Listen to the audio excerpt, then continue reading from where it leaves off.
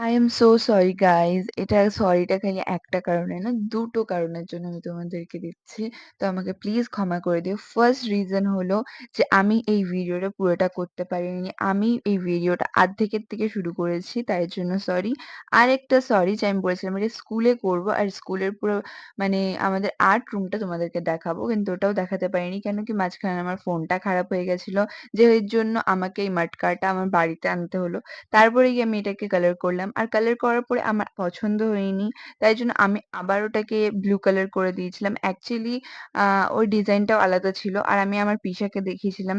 যেহেতু আমার পিসা আর্টিস্ট তো আমার পিসা বলল যে কি এটাতে একটু ইয়েলো আর রেড টাচ করলে বেশি ভাল লাগবে। তাই জন্য আমি পুরাটাকে ব্লু দিয়ে আবার কভার করে তারপরে এই কালারটা করেছি। আর এই কালারের মধ্যে blue, white and red yellow আছে।